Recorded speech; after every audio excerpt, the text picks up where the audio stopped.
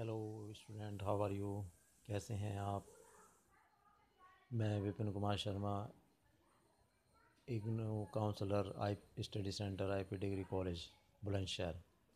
Programme BLIS 222 में आपको subject information source and service के विषय में कुछ जानकारी देंगे। ये चलिए डिस्कस करते हैं। सूचना साधन और सेवाएं, सब्जेक्ट हमारा ये है। Topics, first topic information and knowledge dash definition.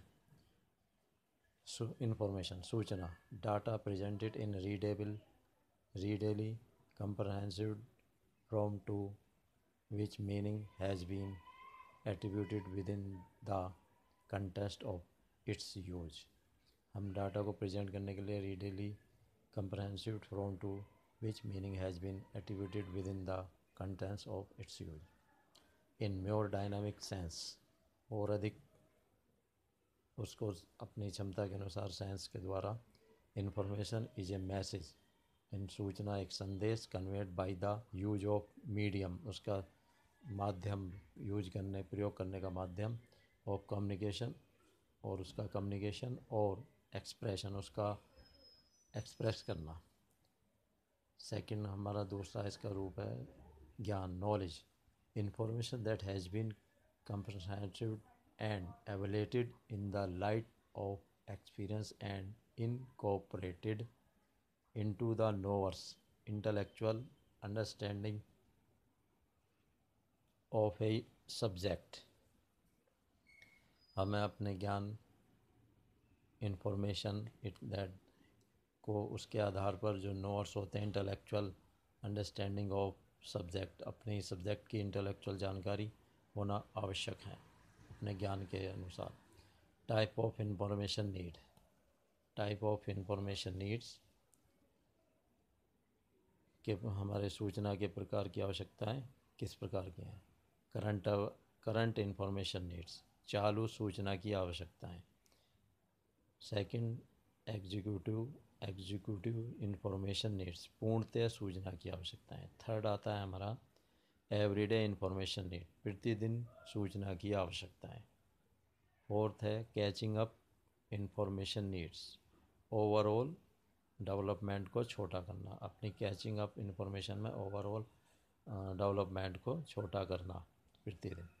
इसमें हमें जो सूचना की आवश्यकता होती है, चालू सूचना की आवश्यकता, इसमें जो हमारी करंट की जो सूचनाएं होती हैं वो हमें मिलती रहे, इसमें हमारी वो नीड्स होती हैं, आवश्यकताएं होती हैं। पूर्णतः सूचना की आवश्यकता, पूर्णतः जो कम्प्लीटली हमें मिलनी चाहिए वो इसमें हमारी आती हैं। एवरीडे, प्रतिदिन की सूचना की आवश्यकता, प्रतिदिन सूचना की आवश्यकता है जो हमारे लाइब्रेरी में प्रतिदिन मतलब सूचनाएं प्राप्त हो रही हैं, उनका माध्यम क्या है, उसको कैसे हम प्रतिदिन प्राप्त कर सकते हैं, ये हमारी आवश्यकताओं में आता है। लाइब्रेरी एंड हमारा थर्ड पॉइंट आता है लाइब्रेरी एंड इंफॉर्मेशन सर्विस, पुस्तकालय और सूचना सेवाएं। इसमें हमें जो सर्विस मिलती हैं, these service can be broadly divide into two groups, दो ग्रुप के माध्यम से हमें इसमें सेवाएं मिलती हैं, जिनका रेस्पॉन्सिव इंफॉर्मेशन सर्विस से फर्स्ट, सेकंड है एंटिसिपेटरी इंफॉर्मेशन सर्विस। रेस्पॉन्सिव में रेस्पॉन्सिबल जो हम होते हैं जिन सेवाओं के लिए, उनमें आती हैं मोस्टली, इसमें रेफरेंस सर्विस आती है, दूसरे मल्टीमीडिया। इन सूचनाओं, उन सेवाओं के माध्यम से हम लाइब्रेरी में प्रदान करते हैं। एंटिसिपेटरी इंफॉर्मेशन सर्विस, पूर्वाभास प्रत्याशा, इसमें हमें current awareness service CS, SDI service, newspaper clipping, link to resource including full text journal. इन सभी की सहायता से हम पूर्वाभास प्रत्याशा, एंटिसिपेटरी इंफॉर्मेशन में सेवाएं प्राप्त कर सकते हैं इनके माध्यम से। फोर्थ पॉइंट आता है हमारा वेब बेस्ड और इंटरनेट बेस्ड सर्विस।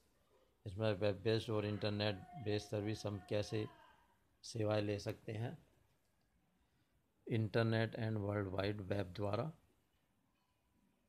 और द वेब यूजेज HTTP द्वारा, हाइपर टेक्स्ट ट्रांसफ़र प्रोटोकॉल के द्वारा माध्यम से, और टाइप ऑफ सर्विस, जो हमारी किस टाइप की सर्विस सेवाएं देती हैं, किस में देती हैं, टाइप्स ऑफ में, जैसे library, website, access to database हमें एक्सेस करने में, एक्सेस टू ई जर्नल हमें जर्नल एक्सेस करने में, और NPTEL ऑनलाइन लेक्चर प्राप्त करने में, NSDL अपनी इस सब्जेक्ट में सेवाएं ले सकते हैं वेब बेस्ड द्वारा।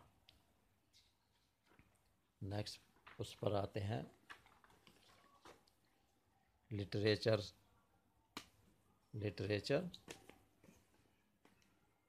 सर्च डेफिनेशन, साहित्य खोज परिभाषा। ऑनलाइन डिक्शनरी ऑफ लाइब्रेरी और इंफॉर्मेशन साइंस के द्वारा डिफाइन किया गया है लिटरेचर सर्च एज फॉलो। इनके माध्यम literature search as an executive search for publish करने के लिए information on a subject conduct systematically using all bibliography का यूज होना, और finding tools aimed to locating as much exciting existing material on a topic as possible. An important initial step in any serious research. साहित्य की खोज में हमें अपनी existing material, जो हमारा टॉपिक में एग्जिस्टिंग मटेरियल है, उसके आधार पर इम्पोर्टेंट इनिशियल स्टेप लेते हैं, और एनी सीरियस रिसर्च प्रोजेक्ट के विषय में हेल्प, जो हमें हेल्प करेंगे, help in study and research, हमें हेल्प करेंगे स्टडी में अपने रिसर्च को पूरा करने में, और avoid duplication of research efforts, हम उसमें अवॉइड करेंगे किसी भी प्रकार की डुप्लीकेशन रिसर्च में ना हो, उसमें एफर्ट करेंगे। Help in solving research problem, ये हमें हेल्प करेंगे, सॉल्व करेंगे हमें रिसर्च में जो भी कठिनाइयाँ आएंगी। Assist in finding out new areas for search, हम न्यू एरियाज में फाइंडिंग करेंगे और न्यू रिसर्च करने के लिए। 6 पॉइंट आता है हमारा सर्च प्रोसेस कि हम खोज कैसे करें manually. In manually search printed resource are consulted to find out requisite information. The basic step in manual search and completion of subject bibliography are as follow. हम अपनी मैनुअल सर्च को printed